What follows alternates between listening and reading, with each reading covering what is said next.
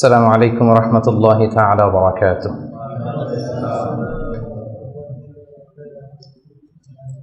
نحمده ونصلي على رسوله الكريم. أما بعد فأعوذ بالله من الشيطان الرجيم. بسم الله الرحمن الرحيم.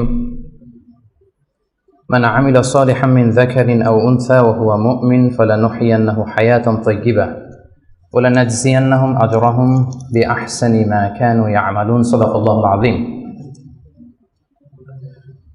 আলহামদুলিল্লাহ, আল্লাহ রাব্বুল ইজ্জত ওয়াল জালালের দরবারে শুকরিয়া জ্ঞাপন করছি যে আল্লাহ তাআলা আমাদের সবাইকে আইআইএম বাংলাদেশ কমিউনিটির আয়োজনে আজকের এই গ্র্যান্ড কিয়ামুল লাইলের প্রোগ্রামে বেলালের সূরাতে একত্রিত হওয়ার সুযোগ করে দিয়েছেন। আমরা সবাই আল্লাহ রাব্বুল ইজ্জত ওয়াল জালালের দরবারে শুকরিয়া জ্ঞাপন করছি। আমরা সবাই পড়ছি কালিমাতুশ শুকর, আলহামদুলিল্লাহ।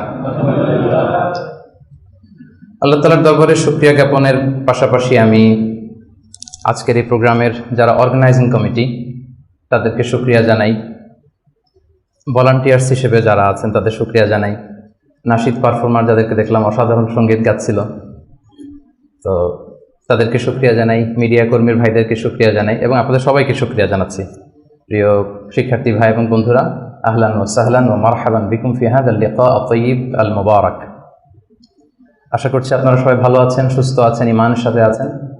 সবসময় আল্লাহ তাআলার কাছে কামনা করি এবং দোয়া করি আল্লাহ তাআলা আপনাদের সবাইকে ভালো রাখুন, সুস্থ রাখুন, ঈমানের সাথে রাখুন। এবং এই যে আমরা আমাদের সময়টুকু স্যাক্রিফাইস করছি, আপনাদের অনেক পড়াশোনা আছে, তারপরে আপনারা আপনাদের ব্যস্ত সময় থেকে যোগ বিয়োগ দিয়ে অনেক কষ্ট করে সময় বের করে এসেছেন।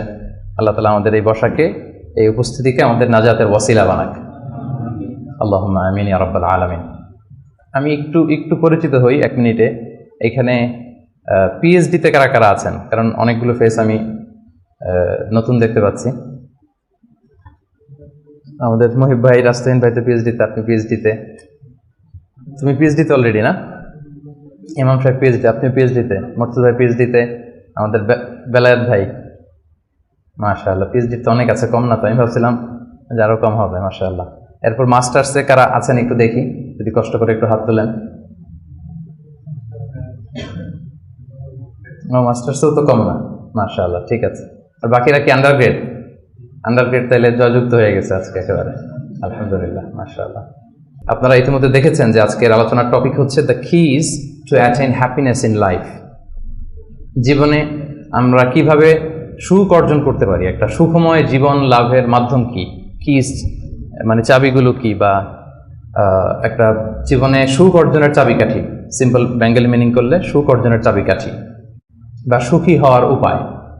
তো এটা নিয়ে আমরা কিছু কথা শুনবো ইনশাআল্লাহ বিইজনিল্লাহ। যেটা করলে বা যেটার মধ্য দিয়ে আমাদের ভালো লাগা কাজ করে, আমাদের তৃপ্তি লাগে, মনোদৈহিক প্রশান্তি আমরা পাই, যে কাজের মধ্য দিয়ে ওই কাজটাই আসলে সুখ, তাই না? তো the keys to attain happiness in life, জীবনে এই সুখ পাওয়ার মাধ্যম, কিভাবে সুখ পাবো আমরা, এই যে তৃপ্তি লাগা, ভালো লাগা, এই সুখটা, এটা আমরা কিভাবে পাবো, কিভাবে এটা আমরা গেইন করব, ইসলামী পার্সপেক্টিভে এটা নিয়ে আজকে একটু কথা বলার চেষ্টা করবো ইনশাআল্লাহ। তো সম্মানিত সুধী, সুখ চাই না দুঃখ চাই এরকম কি কেউ আছি? সুখ লাগবে না এরকম কেউ আছেন এখানে? হ্যাঁ, জি বললো কে? জি না বলছে সে। আমি আমার পিএইচডিতে যে টপিকটা নিয়ে কাজ করেছি সেটা হচ্ছে human behavioural patterns in the Holi Quran and analysis of its multiple dimensions. মানে মানুষের আচরণটা কোরআন কিভাবে দেখে, কোরআন এটাকে কিভাবে এক্সপ্লেইন করে। তো ওখানে অনেক টেন্ডেন্সিস দেখা যায় মানুষের মধ্যে। বিশ্বাসীদের এক ধরনের অ্যাটিটিউড, অবিশ্বাসীদের এক ধরনের অ্যাটিটিউড, তারপর যারা বিশ্বাসীও না অবিশ্বাসীও না মাঝামাঝি এক ধরনের অ্যাটিটিউড। কিন্তু সবার সাধারণত একটা কমন অ্যাটিটিউড হচ্ছে সবাই সুখ চায়, তাই না? সবাই শান্তিতে থাকতে চায়, সুখময় জীবন চায় সবাই, এবং সুখটাই মানুষ দেখাতে চায়, দুঃখটা দেখাতে চায় না। আপনি যদি আমাদের সোশ্যাল মিডিয়ার যুগ যেহেতু এখন, কানেক্ট করা আরও সহজ। দেখেন, আমরা আমাদের সুখকর মুহূর্তগুলো শেয়ার দিই, আমাদের যে খুব গ্ল্যামারাস যে ইভেন্টসগুলো আছে, সুন্দর সুন্দর ইভেন্টস বাদ দেন, লেটস সে ছবি, আমি একটা ছবি আপলোড দিব কোনো এক কারণে, আমরা কি করি, 10টা ছবি তুলে খুঁজে খুঁজে সবচাইতে সুন্দর লুক আসছে যেটা, ওইটা দেই। তার মানে সুখিত হতে চাই বটেই, আবার এই সুখটা, বুঝতেছেন তো নাকি? মানে ধাপে ধাপে আগাইলে আপনারা মজা পাবেন, টপিকটা ডাইজেস্ট হবে আর কি, যেটা আমরা বলি একেবারে শুরু থেকে শেষ পর্যন্ত আমরা বুঝে বুঝে আগালাম। তাহলে প্রথমে বুঝলাম যে সবাই সুখ চাই, এটাতে একমত সবাই, তাই না? গেল। এরপর হচ্ছে এই সুখটাই আমরা প্রকাশ করি, সুখটাই শেয়ার করি, সুখটাই দেখাতে চাই, দুঃখ আমরা লুকাই। এবং আমি আজকে সার্চ করে অবাক হলাম, বিশ্ব সুখ দিবস নাকি একটা আছে। আপনারা একটু গুগল করে দেখেন। এটা হচ্ছে প্রতি বছর মার্চের 20 তারিখে the international day of happiness, বিশ্ব সুখ দিবস। দেখেন, তার মানে এটা যে আমরা চাই, এটা যে লাগবে, এটা ইন্টারন্যাশনালি কোন জায়গায় চলে গেছে দেখেন। সবাই এটা, আমরা সুখের কাঙ্গাল, আমরা সুখের ভিখারি, আমরা সবাই সুখ চাই, সুখী হতে চাই আমরা সবাই। আর একটা মৌলিক কথা আলোচনা শুরুতে খেয়াল রাখলে সামনের পয়েন্টসগুলো আমার বোঝাতে সুবিধা হবে, সেটা হচ্ছে এই পৃথিবীর সুখটা হচ্ছে টেম্পোরারি। এটা কি একমত সবাই? এই the happiness in this life is temporary, এটা টেম্পোরারি, এটা স্থায়ী না। আপনি সুখ পাবেন, আপনি সুখী হবেন, আবার দেখবেন দুঃখ চলে আসছে, সুখের পরে দুঃখ, আবার সুখ। এই যে this is the circle of life, সুন্নাতুল্লাহি ফিল আরদ। পৃথিবীতে এটাই আল্লাহর সুন্নাত, সুখের পরে দুঃখ আসে, দুঃখের পরে আবার সুখ আসে। এটা পার্মানেন্ট না, পার্মানেন্ট সুখ হচ্ছে আখিরাতে। তো আজকে আমি যেটা বলবো যে the keys two attain happiness, আমি দুইটার কথাই বলবো। টেম্পোরারি জীবনে এটা তো, এদিকের হ্যাপিনেসও তো লাগবে, শুধু আখিরাতে কিভাবে হ্যাপিনেস এটা তো হবে না। এই দুনিয়ার হ্যাপিনেসটাও কিভাবে আমরা অ্যাটেইন করতে পারি, এবং আমাদের যে লাইফ আফটার ডেথ, ওই লাইফেও আমরা হ্যাপিনেস কিভাবে অ্যাটেইন করতে পারি, এই সবগুলো ব্যাপার নিয়ে আমরা কথা বলবো ইনশাআল্লাহ বিইজনিল্লাহ। তাহলে নতুন আরেকটা কথা যুক্ত হলো। প্রথম বললাম সবাই সুখ চাই, সুখটাই দেখাতে চাই। 3 নম্বর কথা যেটা যুক্ত হলো, দুনিয়ার সুখটা এটা অস্থায়ী, ক্ষণস্থায়ী। আপনি যদি ক্ষণস্থায়ী চিরস্থায়ী সুখের সন্ধান পেতে চান, সেটা হবে আখিরাতে, এটা দুনিয়াতে কখনোই হবে না। এবং কোরআনের অনেক আয়াতে আপনি এটা দেখবেন, যেমন একটা আয়াতে আছে ওয়াম্মাল্লাযীনা সুঈদু ফাফিল জান্নাতি, লম্বা আয়াত। তারপর আল্লাহ বলছেন আতাআন গায়রা মাজযুদ, মানে জান্নাতে যে নিয়ামত আপনাকে দেয়া হবে এটা হচ্ছে আতা, এমন একটা রিওয়ার্ড বা এমন একটা গিফট যেটা হচ্ছে গায়রা মাজযুদ, এটা কখনো কাট আপ হবে না, আনইন্টারাপ্টেড গিভিং, কেউ ইন্টারাপ্ট করবে না এটাতে। আপনি যা চান, যেভাবে চান, যেটাতে আপনার সুখ হয়, শান্তি হয়, ওটা আসবেই। এবং আসা যে শুরু হবে, এটার কোনোদিন থামবে না, এন্ডলেস। আখিরাতের যে সুখ প্রশান্তি, এটা এন্ডলেস এবং এটা পার্মানেন্ট। আর দুনিয়াটা হচ্ছে ক্ষণস্থায়ী। এবং এই ক্ষণস্থায়ী দুনিয়াতে এই ইন্টারাক্টেড একটা টেম্পোরারি সুখের একটা নমুনা, একটা ছোঁয়া, একটা ঝলকানি দিয়ে আল্লাহ তাআলা ওই চিরস্থায়ী যে সুখের বন্দোবস্ত আল্লাহ করেছেন, সেটার প্রতি আমাদেরকে আকৃষ্ট করতেছেন। এজন্য সামান্য কিছু সুখ আমরা মাঝে মাঝে একটু পাই এই দুনিয়াতে, যাতে আমাদেরকে বুঝাইতে সুবিধা হয় যে দেখো এতটুকুতেই কি মানে পাগল পারা, তোমরা মাতোয়ারা। তাহলে সেই যে মহাসুখ, সেই মহাসুখানুভূতি তুমি যে পাবে, সেটা কত চমৎকার হবে। এবং এই দুনিয়ার এই ছোট্ট অনুভূতি, এগুলো কিন্তু আমাদের মনে থাকবে। কোরআনের একটা আয়াত এটা প্রমাণ করে যে কুল্লামা রুজিকু মিনহা মিন সামারাতির রিজকা ক্বালু হাযাল্লাযী রুজিকনা মিন ক্বাবলু ওয়া উতু বিহি মুতাশাবিহা। আমরা যখন জান্নাতে যাব, আমাদেরকে জান্নাতের যখন কোনো ফল দেয়া হবে, লেটস সে অ্যাপেল দেয়া হলো খাওয়ার জন্য, এই অ্যাপেল দেখেই মানুষ বলবে এই তো আপেল তো দুনিয়াতেও খাইছে এটা। তার মানে দুনিয়াতে যে খাইছে এই সেন্স কিন্তু আমরা ভুলে যাইনি। অনেকে জিজ্ঞেস করে যে আখিরাতের এই সেন্সেশনটা কেমন হবে, আখিরাতে কি দুনিয়ার সবকিছু আমার মনে থাকবে, দুনিয়ার যা যা ঘটছে সবই কি আমার সেন্সে থাকবে, ব্রেনে থাকবে, নাকি অন্যরকম জগৎ? এই আয়াত প্রমাণ করে দুনিয়াতে আপনি কি করেছেন সবকিছু আপনার মনে থাকবে। ফলে অ্যাপেল যখন দেয়া হবে, দেখেই বলবে উতু বিহি মুতাশাবিহা, এরকম আপেল তো আমাকে দুনিয়াতে দেয়া হয়েছে। আর এটা তো আপেল, তো এখানে না কি ডিফারেন্ট কিছু দেওয়া হবে, তো আপেল দিতেছে কেন এখানে? আপেল অনেকে আপেল লাইকও করে না দুনিয়াতেই, সেইখানে যদি আপেল দিয়ে আপেল দেয় বা কমলা দেয়, হয়তো মানুষ এরকম প্রশ্ন করবে। এবং কোরআন তো সেটা টেস্টিফাই করছে যে হ্যাঁ, মানুষ বলবে যে এটা তো আমরা দুনিয়াতেই খাইছি। তখন আল্লাহ বলবে যে না, এটা অ্যাপেল, বাট দুনিয়ার অ্যাপেলের মতন। দুনিয়ার আপেলে একটা স্বাদ পাওয়া যায়, এই আপেলে 1000 স্বাদ পাওয়া যাবে। মানে এটার ফিচারটাই আলাদা। এটা খেয়ে দেখো না, তো টেস্টি করো নাই, একটা বাইট দিয়ে দেখো যে কি কিরকম। তো এই আয়াতটা আমি আনলাম এজন্য যে মানুষের সব খেয়াল থাকবে, দুনিয়াতে কি হয়েছিল, কি খাইছিল, কি করছিল, তার সব হিস্ট্রি তার মনে থাকবে। তার মানে এই টেম্পোরারি আমাদের এই জীবনে, এই ক্ষণস্থায়ী এই দুনিয়ার জীবনে আল্লাহ তাআলা সামান্য সুখের ছোঁয়া আমাদেরকে দিয়ে সে আখিরাতের মহা সুখের প্রতি আল্লাহ তাআলা আমাদেরকে আকৃষ্ট করছেন। তো আজকের আলোচনায় এই দুনিয়াতে আমরা কিভাবে সুখে শান্তিতে থাকবো, একটা হ্যাপি পিসফুল লাইফ লিড করব, এটা আবার সে আখিরাতেও কিভাবে আমরা হ্যাপি হতে পারি, এই সবগুলো ব্যাপার নিয়ে ইনশাআল্লাহ আলোচনা করব। এবার আমি মূল আলোচনায় চলে যাই। আমি 10টা পয়েন্ট নিয়ে কথা বলবো। 10 keys to attain happiness, 10টা টুলস বা কি চাবিকাঠি, সুখের চাবিকাঠি আজকে আপনাদেরকে দিয়ে যাব। এগুলো নিয়ে আপনারা সুখে শান্তিতে থাকবেন। কি বলেন?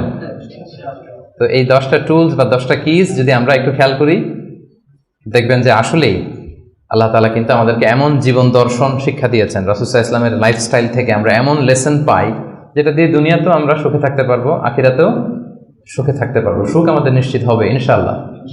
ইনশাআল্লাহ পড়েন সবাই, ইনশাআল্লাহ। দেখছেন সবাই সুখী হইতে চায়, এজন্য সবাই খুব হাস্যোজ্জ্বল চেহারা নিয়ে ইনশাআল্লাহ বলতেছে, মাশাআল্লাহ। প্রথম যে পয়েন্টটা আমি রিসার্চ করে পেয়েছি সেটা হচ্ছে সিম্পলিসিটি। একেবারে সিম্পল লাইফ লিড করা, ইজি গোয়িং হওয়া। যারা এই দুনিয়ার জীবনে ইজি গোয়িং তারা হ্যাপি বেশি। যারা একটুতেই খুব ইগোর সমস্যায় ভোগে, একটু বাঘ ধরে থাকে, একটু গো ধরে থাকে, এদের জীবনে কষ্ট বেশি। এজন্য try to be easy going person. আপনি যত ইজি গোয়িং হবেন, লাইফটারে জটিল করে তো লাভ নাই আসলে। যত সিম্পলি আপনি জীবনকে যাপন করতে পারেন, হ্যান্ডেল করতে পারেন, ওইটাতেই সুখ। আপনি করে দেখেন, এটাতেই সুখ। আর যারা জটিল করে তারাই কিন্তু অস্থিরতায় ভোগে, অশান্তিতে ভোগে। তাহলে প্রথম কি হচ্ছে সিম্পলিসিটি।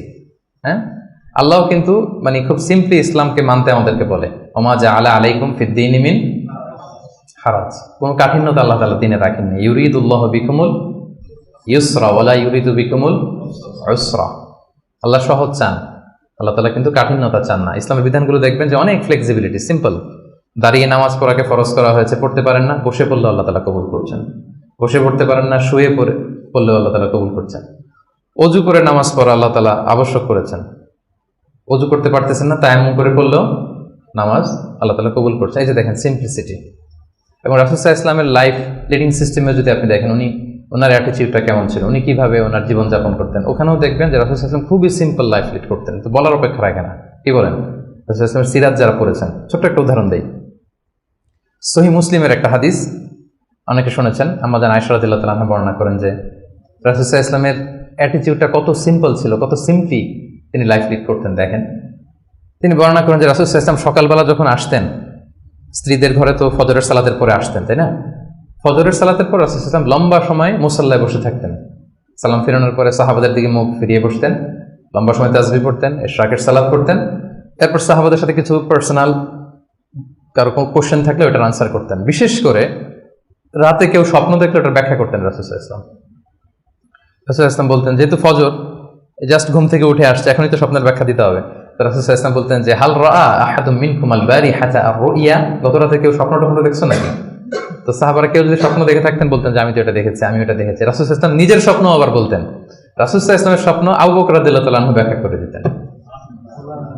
নবীদের মধ্যে সবচাইতে ভালো স্বপ্নের ব্যাখ্যা করতে জানতেন ইউসুফ আলাইহিস সালাম, ইয়াকুব আলাইহিস সালাম, এবং নিঃসন্দেহে আল্লাহ রাসূল সাল্লাল্লাহু আলাইহি ওয়াসাল্লাম।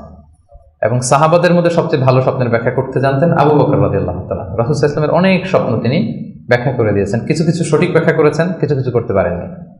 তাবিঈদের মধ্যে সবচেয়ে ভালো স্বপ্নের ব্যাখ্যা করতেন মুহাম্মদ ইবনে সিরিন, আপনারা জানেন।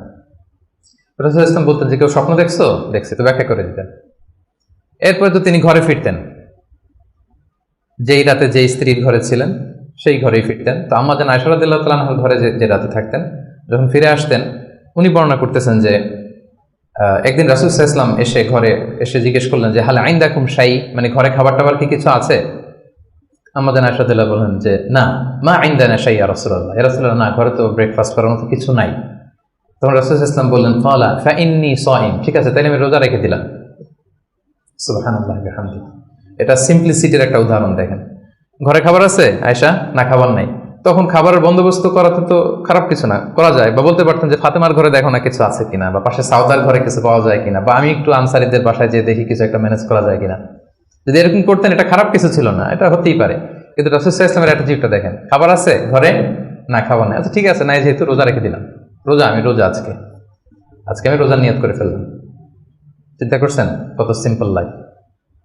তো এইভাবে আপনি যদি এক পয়েন্টে, তো আমরা অনেক লম্বা চড়া কথা বলবো না, খুবই সিম্পল ওনার লাইফ লিডিং সিস্টেম ছিল। His lifestyle was so simple but yet so special. এই সিম্পলিসিটির মধ্যে দিয়ে উনি অনেক স্পেশাল ছিলেন। তাহলে জীবনে সুখী থাকার প্রথম কি হচ্ছে কি সেটা? সিম্পলিসিটি। জটিলতায় না যে আসেন লাইফটাকে সিম্পল করে, সিম্পলি জীবনযাপন করে, এটা আপনাকে সুখ এনে দেবে। ইট brings happiness to your life. এটা গেল 1 নাম্বার। 2 নাম্বার, আপনার সেকেন্ড কি টু অ্যাটেইন হ্যাপিনেস, সেটা হচ্ছে টু ফরগিভ আদার্স, অন্যকে ক্ষমা করে দেয়া। আপনি যদি ক্ষমা করে দেন মানুষকে, আপনি সুখে থাকবেন, শান্তিতে থাকবেন। আমাদের হয় চলতি পথে আমাদের বন্ধুদের মধ্যে বা আমাদের প্রতিবেশীর সাথে বা আমার কলিগের সাথে বা আমাদের সমাজে অনেকের সাথে অনেকের নানা সময় এমন বিভেদ ঝগড়া এটা তৈরি হতে পারে, ফলে মনের মধ্যে ক্ষোভ, অশান্তি, ইভেন জেলাসিও আসতে পারে। কিন্তু এটা যদি আপনি কারোর প্রতি যদি রাগ, ক্ষোভ এটা পুষে রাখেন, ইট বার্নস ইউর সেলফ ইনসাইড, এটা ভিতরে আপনারা জ্বালাবে। যারে হিংসা করতেছেন, যার ব্যাপারে ক্ষোভ রাখতেছেন, এর কোনো ক্ষতি হয় না। ক্ষতি হয় যে এই ক্ষোভটা লালন করে, এই রাগটা যে ঝেড়ে ফেলতে পারে না হৃদয় থেকে, যে মন থেকে মানুষকে ক্ষমা করতে পারে না, সে কষ্ট পায়, অশান্তি নেমে আসে, দুঃখ নেমে আসে। আর যে সিম্পলি ক্ষমা করে দেয় সবাইকে, সে মানে সুখী একটা জীবনযাপন করতে পারে। এবং এটা জরিপেও, গবেষণাতেও দেখা গিয়েছে যে যে অন্যকে সহজে ক্ষমা করে দেয় সে হ্যাপি লাইফ লিড করে। তাহলে 2 নাম্বার কি? ফরগিভনেস, ক্ষমা করে দেয়া। এটা আমরা রাসূল সাল্লাল্লাহু আলাইহি ওয়াসাল্লামের জীবনীতে যদি দেখি, রাসূল সাল্লাল্লাহু আলাইহি ওয়াসাল্লাম কি পরিমাণে যে ক্ষমা করেছেন, তো আপনারা নিজেরাও জানেন যে কত ঘটনা। ওনার পুরো জীবনীটাই তো ক্ষমা। সবসময় ক্ষমা করে দিতেন, মনে দুঃখ পুষে রাখতেন না কখনো। এবং সাহাবাদেরকে বলতেন তোমরা ক্ষমা করে দাও। এক সাহাবী এসে বললেন, ইয়া রাসূলুল্লাহ, আমার তো অনেক কৃতদাস, ওরা শুধু কাজে ভুল করে, ওদেরও কি একটু পানিশমেন্ট দেওয়া উচিত না? রাসূল সাল্লাল্লাহু আলাইহি ওয়াসাল্লাম বলতেন না। তো কি করবো? ক্ষমা করে দাও। কয়বার করবো? বলেন প্রতিদিন কমপক্ষে 70 বার। যতবার তুমি আল্লাহর কাছে ক্ষমা চাইবে ততবার ক্ষমা করবে। যতবার আল্লাহর কাছে ক্ষমা পেতে চাও ততবার ক্ষমা করবে। ফিলোসফিটা বুঝতে পারছেন? আমরা আল্লাহর কাছে ক্ষমা চাই, কিন্তু আমরা একে অপরের ক্ষমা করতে পারি না। আল্লাহ তাআলা বলেন যে তুমি ক্ষমা করো, আমি তোমারে ক্ষমা করে দেব। তুমি ক্ষমা করো তোমার ভাইদের, আমি তোমার ক্ষমার ব্যবস্থা করতেছি। তো এই জন্য আমরা যেন ক্ষমা করি। রাসূল সাল্লাল্লাহু আলাইহি ওয়াসাল্লাম সবসময় ক্ষমা করে দিতেন, কারোর ব্যাপারে মানে ক্ষোভ, রাগ এগুলো কখনোই রাখতেন না। একটা ছোট্ট মজার ঘটনা বলি। আনাস রাদিয়াল্লাহু তাআলা আনহু বর্ণনা করেন যে রাসূল সাল্লাল্লাহু আলাইহি ওয়াসাল্লামের পাশ দিয়ে একবার আমি হাঁটতেছিলাম, ও আলাইহি বুরদুন নাজরানি, নাজরান এলাকা থেকে আনা একটা চাদর রাসূল সাল্লাল্লাহু আলাইহি ওয়াসাল্লামের গায়ে ছিল। রাসূল সাল্লাল্লাহু আলাইহি ওয়াসাল্লাম চাদর পরতেন। গলিদুল হাশিয়া, যে চাদরের মানে এই যে চাদরের পাশে ডিজাইন করা থাকে না নাকি, এই তো এটা কি বলে বাংলায়, ভালো বাংলায়? নকশা তো ডিজাইনটারে বলে, কিন্তু চাদরের কর্নার পাশটারে কি বলে? পায়ের পার এটা বলে বাংলায়, না শুদ্ধটা কি আমি জানি না। তো ওই যে চাদরের পারে বা পাইরে গলিদুল হাশি, এটা খসখসে ডিজাইন ছিল। রাসূল ইসলাম গায়ে চাদর মুড়িয়ে আছেন। তো এক বেদুইন আসছে, যার মধ্যে ওইরকম সিভিলাইজেশনের ছোঁয়া লাগে না, সভ্যতার ছোঁয়া লাগে না। সে এসে রাসূল ইসলামের চাদর ধরে টান দিছে, টান দিয়ে বলছে, ইয়া মুহাম্মদ মুরলি মিন মালিল্লাহ, আচিনি মিন মালিল্লাহ, বাইতুল মাল থেকে কিছু দাও আমারে। আসছে ভিক্ষা করতে। আয়সা ধরেন আপনাকে ধরে টান দিল, এরকম জামা ছেড়ে ফেললো, কষ্ট দিল, তো এটা কি হয়? কি করবেন আপনি? মাইর। সহজ সিম্পল একেবারে সলিউশন, মাইর। তো নিশ্চয়ই আমরা রিয়াক্ট করবো, রেগে যাব। বেটা ভিক্ষা যাচ্ছে আমার কাছে, আমার পকেট থেকে টাকা নিবে, সে আমার সাথে খারাপ আচরণ করতেছে, তো আমি তো দেওয়ার কথা না সাধারণত, আমি তো রিয়াক্ট করবো। তো রাসূল সাল্লাল্লাহু আলাইহি ওয়াসাল্লাম কি করলেন দেখেন, টান দিলেন, এই জায়গায় দাগ পড়ে গেল। হ্যাঁ, টান যে দিছে একেবারে রাসূল ইসলামের এখানে চামড়া ছিঁড়ে গেছে, দাগ পড়ে গেছে। রাসূল সাল্লাল্লাহু আলাইহি ওয়াসাল্লাম শুধু এভাবে তাকালেন তার দিকে, তাকিয়ে ফাতাবাসসাম, একটা মুচকি হাসি দিলেন, দিয়ে বললেন যাও দিয়ে দাও, বাইতুল মাল থেকে কিছু অংশ দিয়ে দাও। মানে ও যে কষ্ট দিল, ব্যাড বিহেভিয়ার করলো, ওটা দেখারই সময় নাই ওনার। আগে তো দেখবে, তারপরে না রাগ করবে, ফুলে ফেপে উঠবে রাগে, ওটা দেখারই সময় নেই রাসূল সাল্লাল্লাহু আলাইহি ওয়াসাল্লামের। রাসূল সাল্লাল্লাহু আলাইহি ওয়াসাল্লাম বুঝছেন যে তার ওই জ্ঞান নাই, সে চিনে নাই যে আমি রাসূলুল্লাহ, তার মধ্যে ওই সেন্স নাই। বললেন দিয়ে দাও, ওকে দিয়ে দাও, চলে গেল সে। তাও মুচকি হাসি উপহার দিলেন। সুবহানাল্লাহ বিহামদিহি। এই যে পজিটিভ অ্যাটিটিউডের কথা আমরা বলি, অপটিমিস্টিজমের কথা বলি, দেখেন রাসূল সাল্লাল্লাহু আলাইহি ওয়াসাল্লামের জীবন থেকে দেখেন অন্যকে ক্ষমা করে দেওয়ার কি নমুনা তিনি স্থাপন করেছেন। মক্কা বিজয়ের কথা যদি ধরেন, তায়েফের কথা যদি ধরেন, তায়েফে তো তিনি রক্তাক্ত হয়েছেন। তায়েফে যে গেছিলেন রাসূল সাল্লাল্লাহু আলাইহি ওয়াসাল্লামের নিজের কোনো সুবিধা নেওয়ার জন্য নাকি? তায়েফবাসীদেরকে জাহান্নামের আগুন থেকে বাঁচাতে, তাই না? কিন্তু তারা কি করলো? অত্যাচার করলো, পাথর মারলো, রক্তাক্ত করলো। রাসূল সাল্লাল্লাহু আলাইহি ওয়াসাল্লাম তাদেরকেও ইনস্ট্যান্ট ওই জায়গায় ক্ষমা। এমন না যে ভেবে দেখি ক্ষমাটা করবো কি করবো না, কাল পরশু দেখি, ভেবে চিন্তে যদি ভাল লাগে ক্ষমা করে দিলাম, আর না হলে না করলাম, এটা না, ইনস্ট্যান্ট ক্ষমা। মক্কা বিজয়ের দিন কি হলো? ঘর থেকে বিতাড়িত করা হলো, রাসূল সাল্লাল্লাহু আলাইহি ওয়াসাল্লামের উপর শারীরিক নির্যাতন, মেন্টাল প্রেশার, ওনার মেয়েদেরকে তালাক দেয়া হলো। রাসূল সাল্লাল্লাহু আলাইহি ওয়াসাল্লাম যখন নামাজ পড়তেন উঠে নারী ভুঁড়ি চাপিয়ে দেওয়া হতো, এলাকা থেকে নির্বাসন। কিন্তু অষ্টম হিজরিতে যখন মক্কা বিজয় করে আসলেন তখন কি হলো? ভয়ে সবাই যখন কাঁপছিল, উনি কি বললেন? লা তাসরিবা আলাইকুমুল ইয়াউম, তোমাদের প্রতি কোনো প্রতিশোধ আমার নেই। ইয়াগফিরুল্লাহু লাকুম ওয়া হুয়া আরহামুর রাহিমিন, আল্লাহ তোমাদের ক্ষমা করুক, তিনি মেহেরবান। ইযহাবু ফানতুমুত তালাকা, চলে যাও, ক্ষমা করে দিলাম আমি। জীবনের পরতে পরতে রাসূল সাল্লাল্লাহু আলাইহি ওয়াসাল্লামের আপনি বায়োগ্রাফি দেখলে দেখবেন পরতে পরতে একটা মানুষের ক্ষমা করার জন্য যেন মুখিয়ে থাকতেন তিনি, কখন ক্ষমা করবেন। তো এটা আপনি মানুষকে ক্ষমা করতে শিখেন, আপনি সুখে থাকবেন, আপনি সুখী হবেন। You will be happy at the end, শেষে অবশেষে আপনারই বিজয় হবে, আপনি সুখী হবেন, আপনি হ্যাপি হবেন। তো এটা হচ্ছে 2 নাম্বার পয়েন্ট, দ্য কি টু অ্যাটেইন হ্যাপিনেস। 2 নাম্বার কি? ক্ষমা করা, ফরগিভনেস। তাহলে কয়টা বললাম? প্রথমটা কি ছিল? সিম্পলিসিটি, জটিল করে লাভ নাই, লাইফটাকে সিম্পলি লিড করেন। 2 নাম্বার কি? ক্ষমা করবেন। সবাই করবেন, ক্ষমা করে দেন, দেখবেন যে আপনি ভেতর থেকে একটা প্রশান্তি, মনোদৈহিক প্রশান্তি আপনি মানে অনুভব করছেন। 3 নাম্বার, সুখে থাকার 3 নাম্বার চাবিকাঠি হচ্ছে try to make others happy, অন্যকে সুখী করার চেষ্টা করা। মানে আপনি হ্যাপি হইতে চাইলে আরেকজনকে হ্যাপি বানাইতে হবে। বুঝতে পারছেন না ব্যাপারটা? খুব সিম্পল। আপনি যদি অন্য মানুষ কিভাবে সুখী হতে পারে, তারা কিভাবে ভালোভাবে থাকতে পারে, এটা নিয়ে টেনশন করেন, আপনার হ্যাপিনেস নিয়ে এটার দায়িত্ব নিবে কে? কিছু কাউকে দেন, দান করেন, চ্যারিটি করেন, ডোনেশন করেন। এটা করার পরে যে কি সুখানুভূতি, অনুভূতি কি আর বোঝানো যায় না, ওটা অনুভব করতে হয়। এটা আপনি অনুভব করবেন, এবং যারা আপনারা এটা করেন নিশ্চয়ই অনুভব করেছেন। তো এটা যদি আমাদের মধ্যে থাকে, এটা আপনাকে হ্যাপি করবে। চিন্তা করেন ইসলামের বিধানগুলো, ইসলামের বাতলে দেওয়া যে জীবন দর্শন কত সুন্দর, মানে পুরো সমাজের সবাই যেন আমরা হ্যাপি থাকতে পারি, এরকম একটা সিস্টেম, তাই না? অন্যরা হ্যাপি আমি করতে যাচ্ছি, আমি হ্যাপি হয়ে যাচ্ছি।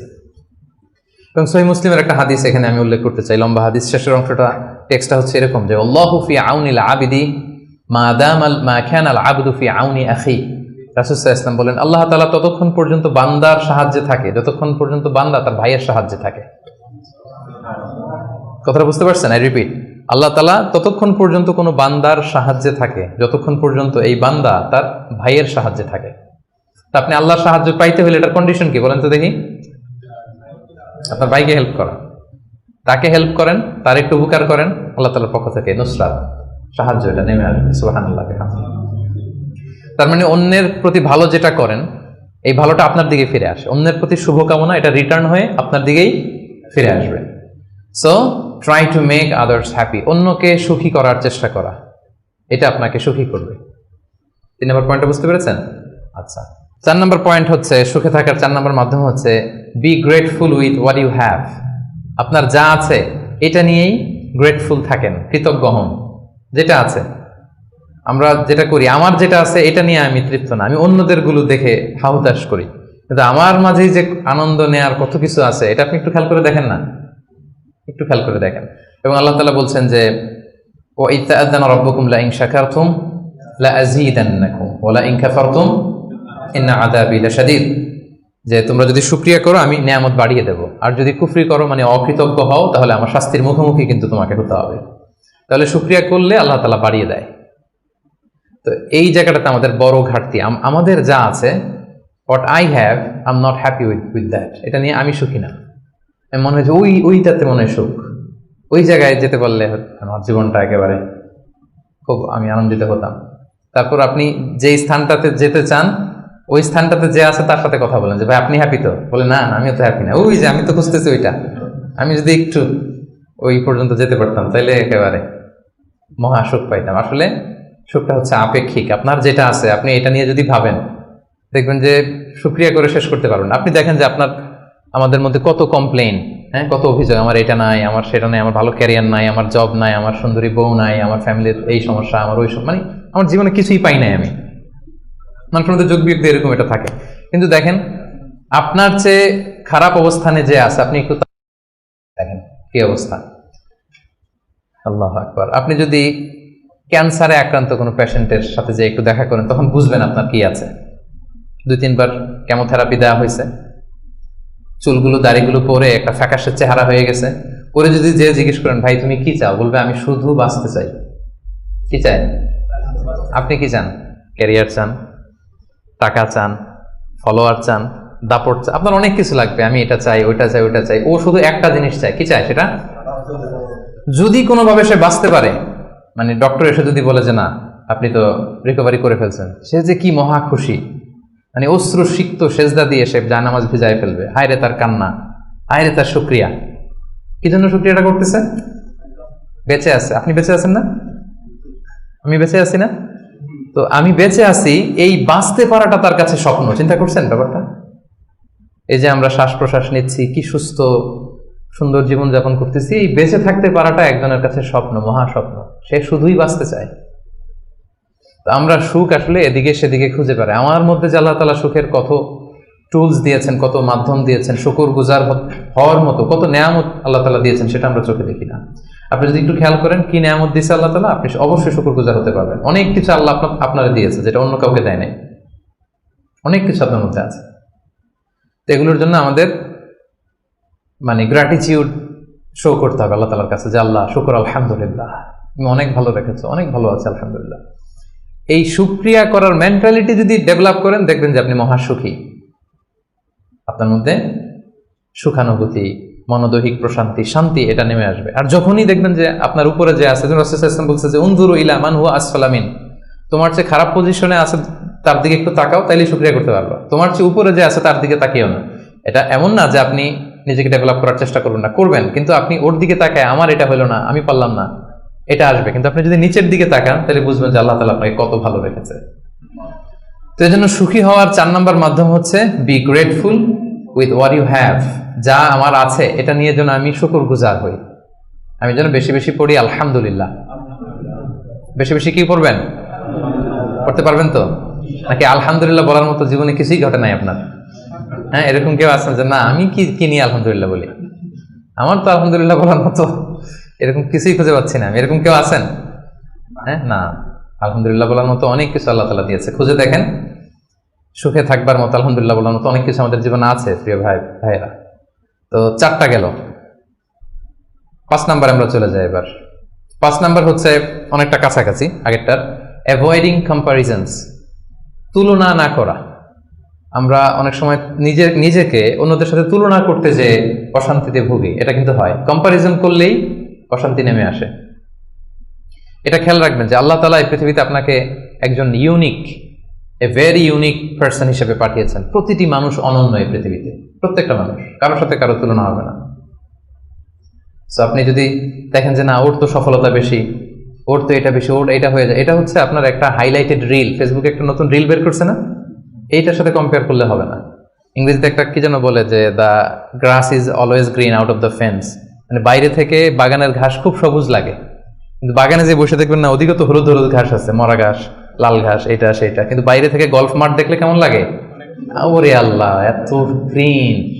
গল্ফ মাঠে যে বইটা দেখেন যে কি খসখসে, রুক্ষ, কিরকম, আরো কিছু ঘাস আছে, সুন্দর না? অসুন্দরটা কাছে গেলে দেখা যায়, দূর থেকে আপনি বুঝবেন না। তো আপনি যাদের গ্ল্যামারাস লাইফ দেখে আপনি হাহুতাশ করেন, বুক চাপড়ান, এটা হচ্ছে হাইলাইটেড রিল ফেসবুকের, মানে ওইটাই তার মূল লাইফ না। হ্যাঁ, that is not the total picture. কারণ শুরুতেই তো বলছি, দেই কোনটা আমরা ফেসবুকে? কথা বলেন, স্পেশাল ইভেন্টগুলো দেই আমরা। আমার দুঃখের ওটা তো আমি লুকাই, আমরা লুকাই, ওটা তো আমরা দেখাই না। সো অন্যের হাইলাইটেড রিল দেখে যেন হাহুতাশ না করেন। আপনি একজন অনন্য মানুষ, আল্লাহ তাআলা আপনার মধ্যেও এমন কিছু ক্যাপাসিটি, ক্যাপাবিলিটি দিয়েছে, এটা দিয়ে আপনি বিশ্ব জয় করতে পারেন আপনি। সো আপনি অন্যের সাথে কম্পেয়ার করবেন, আপনি নিজেকে ডেভেলপ করবেন, মানে compete with your self instead of others. অন্যের সাথে কম্পিট না করে নিজেকে try to B the best version of your self in every single day. প্রতিদিন আপনি ট্রাই করে নিজেকে আপনার মানে শ্রেষ্ঠ ভার্সনে পরিণত করেন, নিজের সাথে নিজে কম্পিট করেন। কিন্তু তুলনা করতে গেলে অশান্তিতে ভুগবেন যে ওর তো এত টাকা স্যালারি, ওর তো এত এত অ্যাচিভমেন্ট, আমার তো নাই, ওর এটা আমার নাই। এভাবে কম্পেয়ার করতে গেলে আপনি দুঃখী হবেন, অস্থিরতায় ভুগবেন। এজন্য এই কম্পেয়ারটা করা যাবে না। এবং রাসূল সাল্লাল্লাহু আলাইহি ওয়াসাল্লামকে আল্লাহ তাআলা দেখেন কি চমৎকার করে কোরআনের নির্দেশ দিয়েছেন সূরা তাহার ভেতরে, ওয়ালা তামুদ্দান্না আইনাইকা ইলা মা মাতআনা বিহি আজওয়াজাম মিনহুম যাহরাতাল হায়াতিদ দুনিয়া লিনাফতিনাহুম বিহি। মানে নবী হে, কাফিরদের এক দলকে আমি দুনিয়াতে দাপট দিয়েছি, ক্ষমতা দিয়েছি, ধন সম্পদ ঐশ্বর্য দিয়েছি, ওইদিকে যেন আপনার চোখ না যায়। আল্লাহ তাআলা কাকে বলতেছেন? রাসূলুল্লাহ সাল্লাল্লাহু আলাইহি ওয়াসাল্লামকে বলতেছেন যে কাফেরদের মধ্যে থেকে একদলকে আমি অনেক ধন সম্পদ দাপট অনেক কিছু দিয়েছি, আপনি ওইটা দেখে মন খারাপ করেন না, মানে কম্পেয়ার করতে যায় না, আমার এটা নাই, আপনারা যে আমি কত কিছু দিয়েছি, আপনাকে তো নেয়ামত দিয়ে আমি ধন্য করে ফেলেছি। তো রাসূল সাল্লাল্লাহু আলাইহি ওয়াসাল্লামকে আল্লাহ তাআলা এই নির্দেশনা দিয়েছেন। আরেকটা আয়াত শোনাই, সূরাতুল গাফিরে বলছেন, সূরাতুল মুমিন যেটা, ফালা ইয়াগরুরকা তাকাল্লুবুহুম ফিল বিলাদ। নবী হে, কাফিররা এই দুনিয়াতে বড় বড় সফর করে, বিশাল ক্যারাভান নিয়ে যায়, অনেক লাভ করে নিয়ে আসে, এটা সেটা, তাদের জীবনের এই চাকচিক্য দেখে এটা দেখে এটা যেন আপনাকে ধোঁকায় না ফেলে দেয়।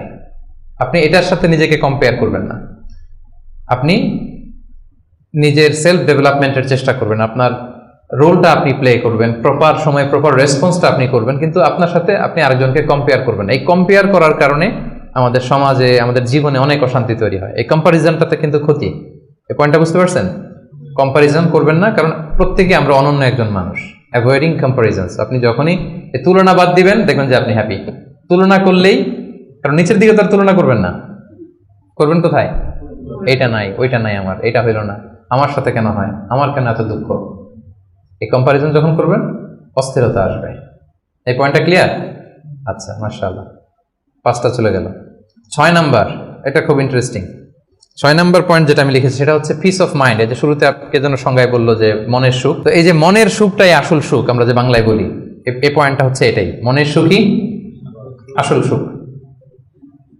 আপনার মন, আপনার হৃদয়টা, আপনার হার্ট, আপনার সোল, এইটা মানে পিস অফ মাইন্ড আছে কিনা এটা আপনি খেয়াল করবেন।